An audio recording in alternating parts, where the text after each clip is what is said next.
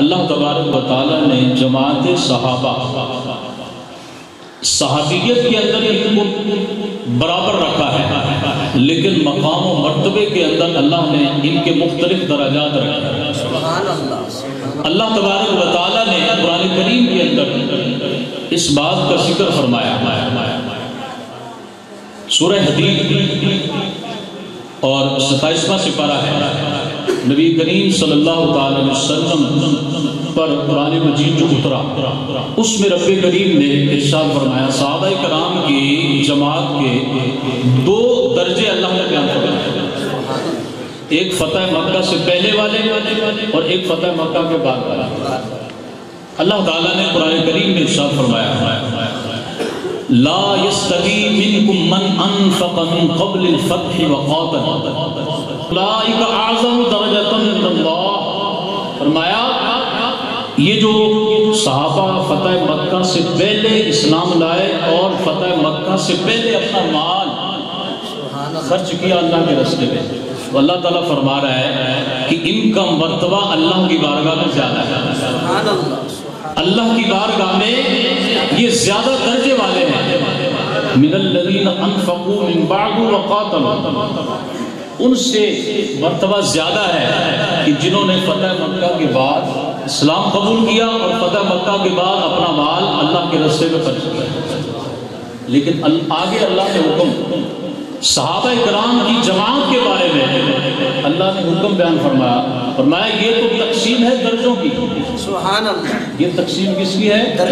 درجوں کی ہے، مراتب کی ہے، منازل کی ہے، لیکن یاد رکھنا کلم وعد اللہ الحسنی۔ سبحان اللہ۔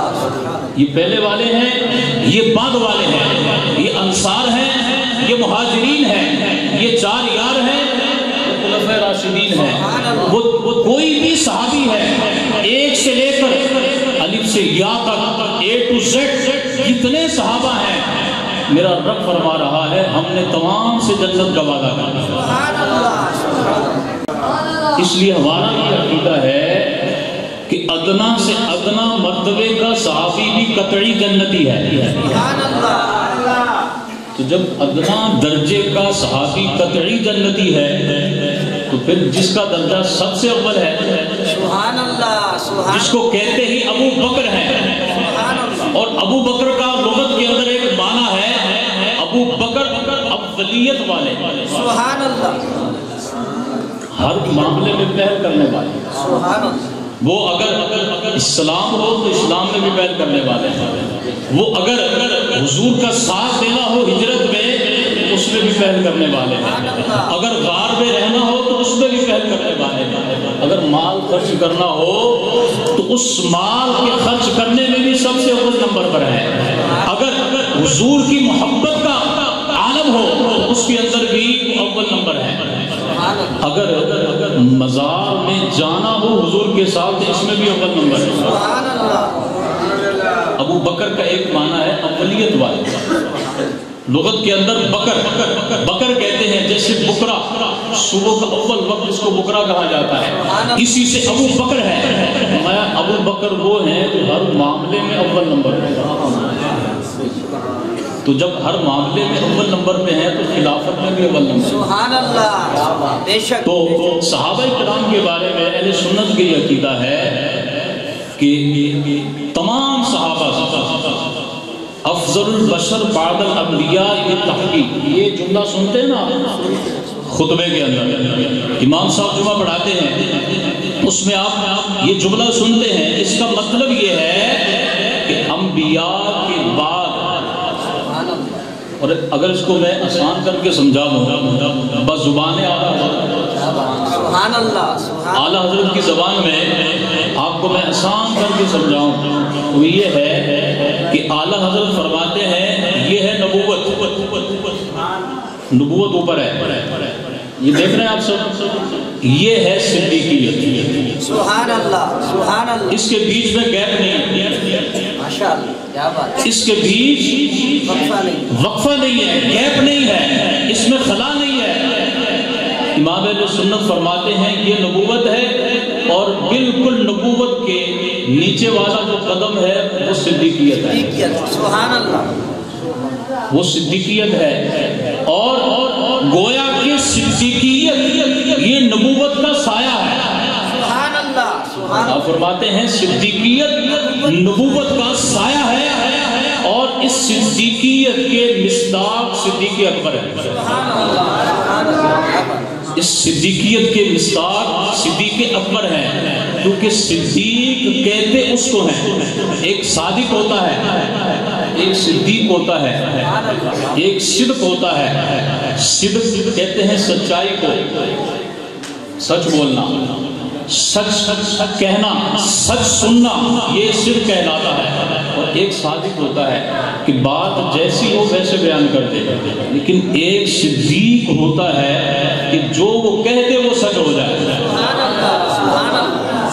صدیق اسے کہتے ہیں، صدیق اسے کہتے ہیں جو اس کی زبان سے نکل جائے اللہ اس کو سچ کر دے۔ اور ایسے ہی ہوا ایک غزوے کے موقع پر جب صحابہ کرام کی واپسی ہو رہی تھی، تو صحابہ کرام آ رہے ہیں، حضرت ابو سعید خدری کے والد حضرت مالک ابن سنان الخصائص الکبریٰ میں روایت امام سیوطی نے لکھی ہے۔ آپ لکھتے ہیں کہ غزوہ سے واپس آ رہے ہیں، حضرت ابو بکر صدیق رضی اللہ تعالیٰ عنہ آخر میں آئے۔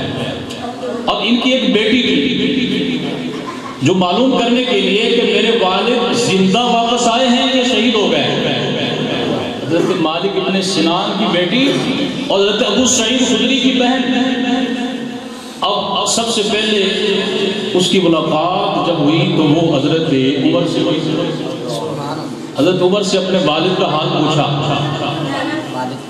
مالک بن سنان کا، تو انہوں نے کہا کہ ان کو پتا تھا، انہوں نے دیکھا تھا کہ حضرت مالک بن سنان شہید ہو گئے۔ اب انہوں نے نہیں بتایا اس لیے کہ کہیں بچی کا دل نہ ٹوٹ جائے اور یہ غم کی وجہ سے نڈال نہ ہو جائے۔ اس کا دل رکھنے کے لیے آپ نے فرمایا پیچھے عثمان آ رہے ہیں، ان سے پوچھ لینا۔ عثمان غنی آئے، آپ کو بھی پتا تھا کہ مالک بن سنان شہید ہو گئے، ان سے پوچھا جب بچی نے، آپ نے یہ سمجھ کر نہ بتایا کہ بچی نڈال ہو جائے گی، اپنے والد کی غم میں ہو سکتا ہے یہ فوت ہو جائے، آپ نے نہیں بتایا۔ آپ نے فرمایا میرے پیچھے مولا علی آ رہے ہیں، ان سے پوچھ لیں۔ مولا علی آ رہے ہیں، ان سے پوچھنا۔ مولا علی آئے، ان سے پوچھا میرے والد کیسے ہیں، آ رہے ہیں کہ نہیں آ رہے۔ آپ کو بھی پتا تھا کہ شہید ہو گئے، آپ کی زبان سے نکلا کہ پیچھے صدیق آ رہے ہیں، ان سے پوچھ لینا۔ جناب صدیق اکبر رضی اللہ تعالیٰ عنہ جب تشریف لے کر آئے، آپ کو پتہ نہیں تھا کہ مالک ابن سنان شہید ہوئے، آپ کے علم میں یہ تھا کہ زندہ ہے، آپ کو پتہ نہیں تھا ان کی شہادت کا۔ جب صدیق اکبر آئے تو اس بچی نے آپ سے سوال کیا، حضور فرمائے کہ میرے والد صاحب آ رہے ہیں نہیں آ رہے ہیں، وہ زندہ ہیں کہ نہیں؟ آپ نے فرمایا وہ زندہ ہیں، پیچھے آ رہے ہیں، وہ زندہ ہیں۔ ادھر اسرائیل علیہ السلام روح لے کے جا رہے ہیں اور ادھر صدیق کہہ رہے ہیں کہ میرے پیچھے آ رہے ہیں۔ اللہ نے حکم دیا روح واپس لے جاؤ، سبحان اللہ، روح واپس لے جاؤ۔ عرض کی یا اللہ یہ تیرا قانون ہی نہیں ہے، یہ قدرت قانون یہ ہے کہ تو جس کی جان نکالے واپس نہیں کرتا۔ اللہ تعالیٰ نے ارشاد فرمایا آج میرا قانون بدل جائے گا، کیونکہ میں قادر ہوں جب چاہوں اپنے قانون کو بدل دوں۔ آج میرا قانون بدلے گا، کیونکہ اگر آج قانون نہ بدلا تو میرے محبوب کا محبوب جھوٹا ہو جائے گا، محبوب کا محبوب جھوٹا ہو جائے گا۔ اسرائیل علیہ السلام نے جان واپس کی، حضرت مالک بن سنان نے جان ڈالی، اور جیسے صدیق نے کہا تھا ویسے اللہ نے سچ کر دیا کہ وہ زندہ ہو کر آ گیا۔ یہ ہوتا ہے صدیق کہ جس کی زبان سے جو نکل جائے اللہ اس کو سچ کر دیتا ہے، اللہ اس کی تصدیق کر دیتا ہے، کیونکہ صدیق کی زبان سے نکلتا ہے۔